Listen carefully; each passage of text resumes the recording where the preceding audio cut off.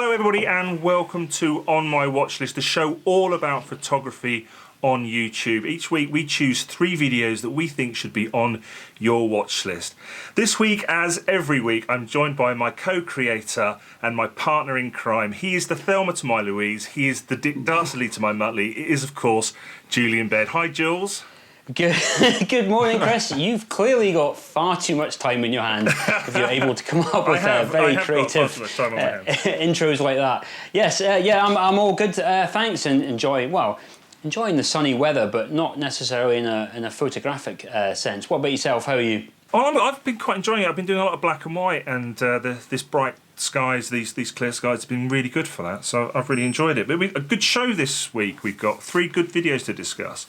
Yes, we've got 3 cracking videos actually. One that I'm really excited to talk about. But I think we've got a bit of variety in the videos this week, wouldn't you say? Yeah, it's a really good mix of videos, and but from 3 very strong photographers, leaders in their field, I would say. We have a fantastic guest presenter for you this week. He is a professional wedding photographer, and he also runs a popular landscape photography channel here on YouTube. Some say he is to Fujifilm what Ronald McDonald is to McDonald's. Coming live from our Northamptonshire studio, it is Ian Worth. Hello, Ian. Hello there, how are you? I'm very well, mate. How are you? Good stuff, yeah, great, yeah, fantastic. How is life treating you at the moment? Yeah, pretty much enjoying it, just embracing sort of family life at the minute, because obviously we haven't been able to get out and do stuff, so yeah, just doing the homeschooling thing, kind of embracing that and enjoying that to a certain extent, but yeah. Yeah, it has been good. It's been different, hasn't it, lockdown, and obviously we're coming to the end of it. Have you got any plans to get out into the landscape and do any more photography? Indeed, yes. So I haven't literally been out at all since it started. I've just, like I say, just been embracing family stuff. But yeah, I do hopefully plan to get out tomorrow because actually tomorrow the forecast is quite bad in the UK. It's a lot of rain about. So yeah, I'm hoping to get out and do some woodland photography tomorrow if possible. Fantastic. Now, I joked about the Fujifilm thing, but they haven't made you an ambassador yet, have they? Not yet. Hoping so. No, I don't think they ever will, to be honest. Am I right in thinking you used to shoot Nikon? I did, yes, yeah. I shot Nikon pretty much since I started photography, and I just changed to Fuji just because it was a bit of a smaller, more lightweight sort of compact system, and it was doing the job for me. Any thoughts about moving to Canon? Look, their new cameras look pretty cool actually. I would like to give them a go for sure. I don't see myself, sticking with a particular brand. If something better comes along, then yeah, I'll definitely look at it. So. Oh yeah, really? No, I'm Canon through and through. You won't see me moving. How about you, Jules? I don't even know why you're asking me this question. Right, shall we jump in straight into the first video? Jules, what's your selection for this week? Yeah, thanks, Chris. So I've got a video called The Wild Edge by photographer Rachael Talibert. Now, Rachael is not exactly known for her videography work. She's very much a stills photographer, but she's put together this really fantastic video, which is a kind of collection of, soundscapes, video, and some of her still images. Now, it was originally a 3-part vertical video that was published on IGTV and Instagram TV. And she was, it was very popular, and a lot of people wanted to see it kind of in the landscape format and on a bigger screen. So she's combined the 3 parts and re-edited the video and published this one on YouTube, and it's absolutely fantastic. And I think the thing that it's a whole package for me. It's the way she's used these kind of clips of video. She's been very careful around how she's engineered the sound and the background sounds that match what's happening on the video front, and then she uses that kind of those sounds and those video clips to kind of set the mood and set the scene, and then she brings in some of her still images, and that transitions through all these different scenes. And I just found it really kind of it's a very clever use of sound, music, and video and pictures to really tell a story and to bring together this kind of what feels like a rather epic video. And the thing, I think, like I said, Rachel's not a videographer. She's not known for doing lots of YouTube videos. She's very much a highly skilled stills photographer. So I think it's doubly impressive that she's managed to pull this video together and publish it on YouTube and made it a success. And the thing that I really like doing this, and I don't do this very often, is I actually watched this video on my big TV, so I had it on the 55-inch TV, so I could really have the sound upload and listen to those effects and watch that video on a big screen. It was a really immersive experience. So for me, yeah, it's one of those really inspiring videos, and it just makes me want to go and book a Rachael Talibart workshop, if I'm honest. What about you, Chris? I mean, I did enjoy it. It's not the sort of video that I would watch very often, but I do think that it was done extremely well. And you used the word epic, and I think that kind of, for me, explained, sort of describes Rachael's work to a T. If you're not familiar with Rachael's work, she is probably, Jules, best known for her dramatic seascapes of crashing waves. Yeah, and I they think feature a lot. Yeah, she had a series of pictures called Sirens, which is all these big crashing waves, and she gave them all names. I think they were based on mythological gods and stuff like that. So yeah, she's very well versed in creating series of pictures from the sea. Yeah, I just go on, Ian. Sorry. I was going to say, I only recently discovered Rachael, probably a couple of months ago. I think I saw her on Sean Tucker's show. I think so. He was talking about her. I believe it was Sean's anyway. And some of her seascape images are amazing. I think Medusa, it was one that I particularly liked. A beautiful cresting wave. I thought it was amazing. So yeah, I really enjoy her work. So yeah, I've been following her on Instagram for a little while now. So what do you think of the video? The video I thought was amazing. It's the sort of thing that I could watch time and time again, to be honest. I really enjoy watching stuff that, just doesn't necessarily have a narrative, but it's more, sort of relaxing just to sit there and watch. So yeah, something I'd probably watch it a couple of times over, to be honest. Really enjoyed it. Yeah, I mean, you guys are both video creators. I mean, considering that, I don't know a huge amount about Rachael's background, but I'm pretty sure she's mostly stills photographer. But to pull a video together like that and craft all those elements together, I think was quite impressive, would you not say? Yeah. I have to agree with you, Jules. I think photographers generally make quite good videographers anyway, and we understand the basics around composition and how to bring visual images together. And I don't think Rachael is any exception. But she has done a remarkable job. I mean, I don't know how many videos Rachael's put out, but it's not a lot, is it?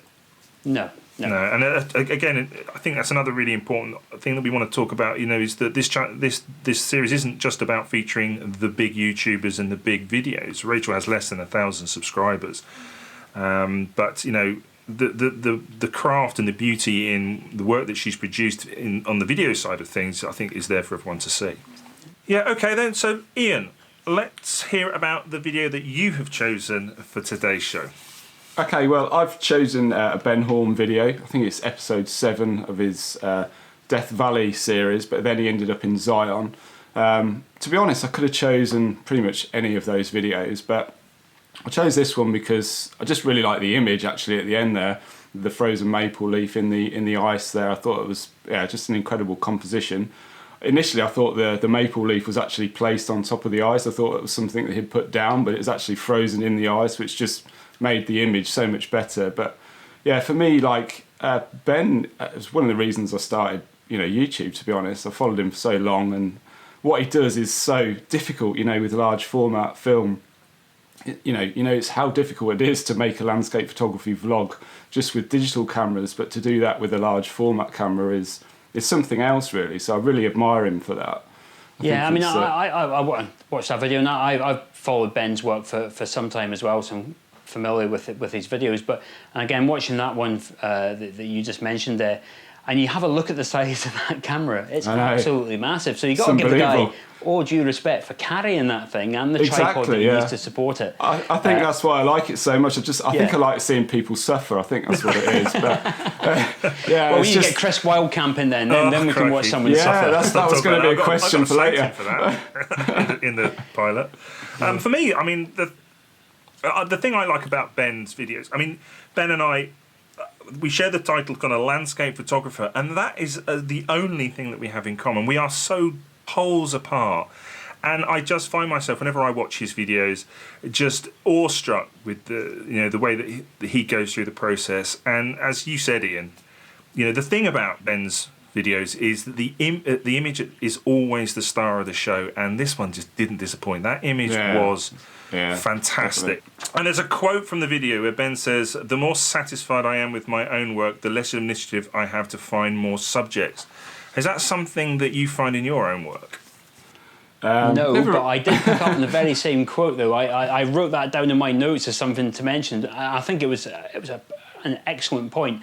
I think he was talking about that if he takes a picture and he gets really, really excited about it in the field, he kind of feels complacent then, doesn't he? Whereas if he doesn't think about the image that he's captured, he's still inspired to keep capturing images on that trip. I'm a kind of I don't often get to go out on these long day trips, so typically if I get one image I'm quite excited and I'm home anyway. But no, it's not something I relate to, but I can completely understand what he's saying. What about you, Ian? Well, I was just going to say that I'm never satisfied ever with any of the images that I ever take when I'm in the field. I never feel like I've got something great, to be honest, until like it's maybe down the line a bit further on when I sit down and actually look at the images. So I never have that sort of feeling when I'm out and about. So yeah. But I do completely understand where he's coming from. I think the other thing about this video is I really enjoy Ben's storytelling. So he's this kind of B-roll montage at the beginning. He's doing some voiceover and he's telling the story about why he's going, some of the background of why he's going, and how he gets to the location, and then how he starts his walkabout before you see him talking in the field. So he uses that voiceover B-roll. The voiceovers are amazing, aren't they? Yeah. His voiceover is just incredible, really.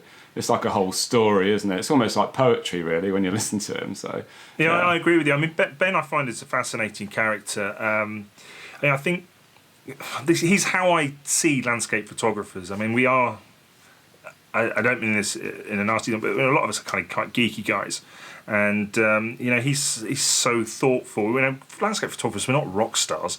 And speak for yourself, Chris. Well, come on. Have you seen my hair? Yeah. I just find Ben absolutely fascinating and his thought process. But again, we were talking about the craft of the video in Rachel's video. Again, it's apparent to see in Ben's production. I mean, the production levels in that video were so high. Oh yeah, absolutely. Yeah, definitely. Yeah, but as you said, Ian, the picture's still the star of the show, and I think he's got a book coming out soon as well. We might as well give Ben's book a plug while we're here, I guess. Yeah, I saw he's just posted a video actually, like I think maybe in the last 12 hours, just talking about it, because I think it's been put back a little bit because obviously with the COVID thing and everything. So I think that'll be worth picking up. You never know. I do. Be on my bookshelf episode. I don't buy many books, but I think that would probably be one that I pick up for sure. Yeah. So.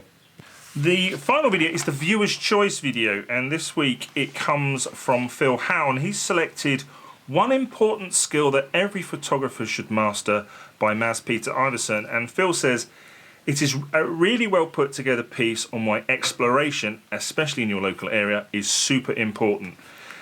It is something that really resonates with me, as I'm always trying to find new places and shots in the Cotswolds, and it's a challenge, I can tell you. And in the video, Mads shares his approach for scouting new locations and explains why exploration is so important to help you make original photos and to stand out. So, Jules, is this something that resonates with you as well? Yeah, I mean, I do. I'm what you classify as a planner when it comes to my photography. I'm not particularly spontaneous when it comes to. I think because I've got limited time to do photography.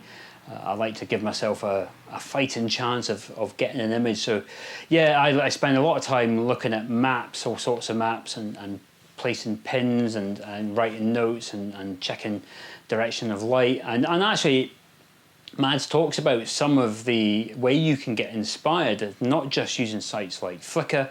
He talks about using tourist sites. I mean, that is an excellent idea. So sometimes when I'm getting locations for me to photograph in Scotland, you go to the Visit Scotland Facebook page or Visit Scotland web page, and they'll have blog posts for something like the most iconic movie locations in Scotland. And some of these iconic movie locations are iconic for very good reason, because they've got absolutely spectacular views. For example, like the James Bond Skyfall shot on the Glenetiv Road, you know, and so they are a great source of information in terms of inspiration. So I think he gave some really good tips there about how to find new locations in your local area. Is it something that you do a lot of, Ian?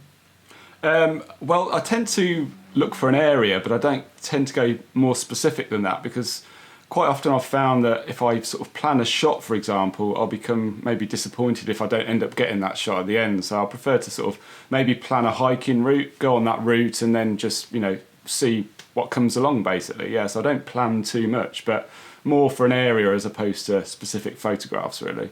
And do you scout locations in advance then? I mean, you're a keen walker. Yeah, exactly. Yeah, so obviously when I'm out and about with the family and stuff, I'm always kind of looking. I think that's one of the points he picks up on at the end there when he's out and about with his girlfriend. He'll be looking, you know, and he'll visit different places, and you know, he's able then to find some new places to go with the camera. So I think that's a good option. So yeah, we do that quite a bit when we're up in Snowdonia. We'll visit different places, and you know, obviously then you're going to see some different areas to take photos. So that's a good idea. I think Instagram's a brilliant source as well, as is obviously Google Maps. So they're the two main things that I do, really, or three main things that I do. Yeah, that's interesting. I use Instagram in exactly the same way as Maz does. I tend to find myself looking at images that are not by landscape photographers to see if there is potential in a particular location. So I was interested to hear him make that. But the things like the National Trust website, I mean, it just didn't occur to me to look there. And obviously I'm surrounded by National Trust land around here. So, you know, I think I did pick up a few tips from the video. Yeah. One of the things that I found really interesting is, of course, we're all used to seeing Mads in these very exotic locations all over the world. And I don't recall hearing him speak that much in the past about his local landscapes and Denmark. Is that something that you know you spotted as well, Jules? Yeah, I mean, I've been following Mads for quite some time now, actually. I think I first picked up on Mads' channel. I think he was doing some Faroe Islands videos, which he still continues to do today. He's got quite comprehensive knowledge in that. But yeah, no, he has done videos from Denmark before, and I think he mentioned in this particular video, I think there was they call it the Sunken Lighthouse, the one that was kind of almost covered in sand. So he has been there before and shot videos. So he has covered local landscapes before. But you're right, he's known for exploring, particularly those Nordic regions and the Faroe Islands. I think his woodland photography episodes are mainly shot in Denmark, aren't they? The Tales from the Forest, I think it's called. Yeah. They're highly recommended, actually. They're three. I think there's maybe 3 episodes. Yeah, I've watched all of those. They're really good. Really good to watch.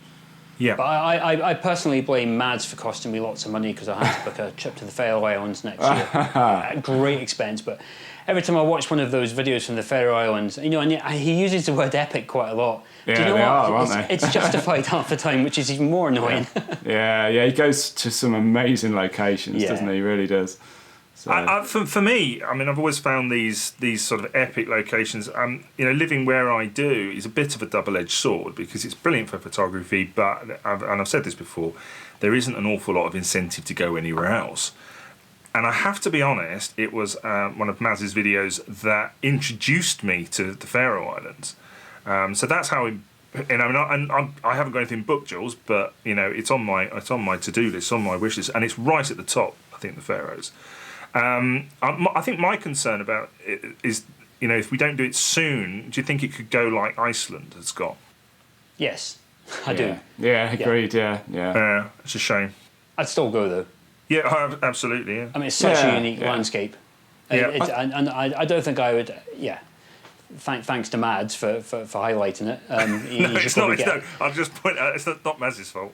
I think there's no reason not to go, because you know you want to experience these places for yourself anyway, don't you? So it doesn't really matter if it's been shot to death by loads of other people. Really, I'm not likely to capture any better images or than maybe the 500,000 people that have been there before. But that's not why I do photography. I don't do it as a competition with other people. I do it for myself. And if I want to stand on that massive cliff edge, then so be it. Yeah, definitely. Fantastic. Right. Well, anyway, I think that's all that we've got time for this week. In this episode, we've featured videos from Rachael Talibart, Ben Horne and Mads Peter Iversen. I'd like to thank Ben, Rachael and Mads for their permission to use their footage in this film. I'd also like to thank our guest presenter this week, Ian Worth. Thanks ever so much for coming on, Ian. It's an absolute pleasure. Yeah. Thank you both for inviting me. Yeah, really great to meet you as well, because obviously it's the first time we've met each other as well. So that's really cool. It is. I'd also like to thank my co-creator Julian for all the effort that he's put in putting this episode together. Thanks, Jules. Yeah, no worries. Happy to do so. Hope you're all enjoying the show. Absolutely. And I'd like to thank you finally for watching. Thanks ever so much, and hopefully we'll see you next time. See you later, everyone. See you later.